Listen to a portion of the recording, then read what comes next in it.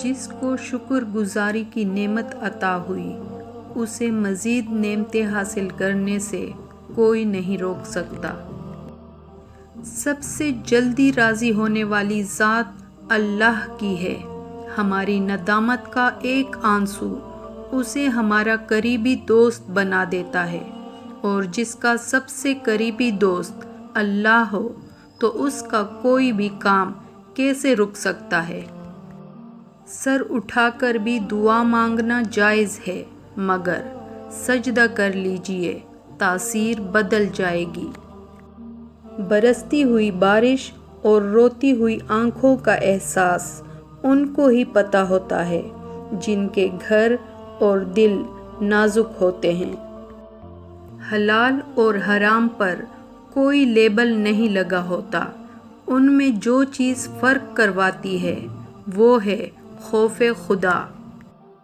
یہ وہ دور چل رہا ہے جہاں منافقت، ملاوٹ اور دکھاوے سے پاک اپنی حدود میں رہنے والا شخص متکبر، مغرور، غسیلہ اور گھمنڈی کہلاتا ہے۔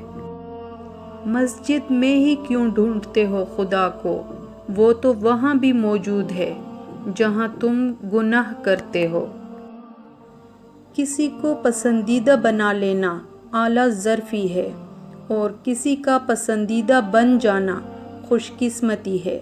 خوش قسمت اگر تکبر نہ کرے تو سونا ہے، اور اعلیٰ ظرف اگر منافق نہ ہو تو ہیرا ہے۔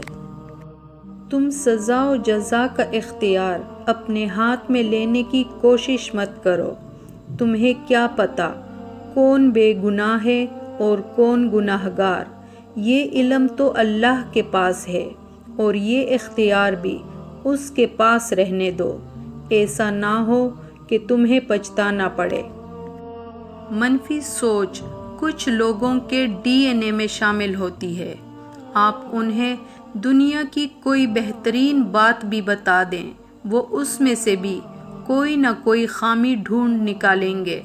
ایسے لوگوں سے کم از کم 1 میل کا فاصلہ رکھیں، کیونکہ منفی سوچ ایک ایسی کشش ثقل ہے جو کامیابی، خوشی، سکون اور مثبت سوچ کو اپنے جہنم کی طرف کھینچنے کی بھرپور صلاحیت رکھتی ہے۔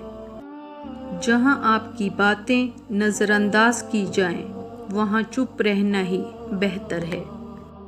والدین کی باتوں پر اتنا یقین تو رکھیں جتنا آپ دوائی پر رکھتے ہیں۔ تھوڑی کڑوی لگے گی مگر فائدہ مند ضرور ثابت ہوگی۔ اللہ ہی تو رازدار ہے۔ ہمارے جھکے ہوئے سر، ہمارے دل پر بہتے آنسوؤں، ہماری کپکپاتی زبان اور ہمارے اٹھے ہوئے ہاتھوں کا، وہی تو ہے جو ہماری ڈگمگاتی دعاؤں کا رازدار ہے۔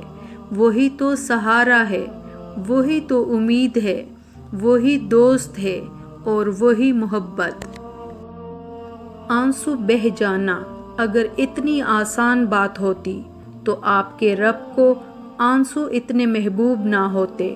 بڑی اذیت سے نکلتے ہیں یہ آنسو، باہر بہتے ہیں تو اندر اتر جاتے ہیں۔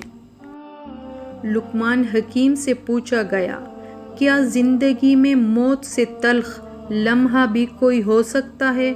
فرمایا، جب کوئی صاحب ظرف کسی کم ظرف کا محتاج ہو جائے۔ ہمیشہ خوش رہیں اور ہمیں اپنی دعاؤں میں یاد رکھیں۔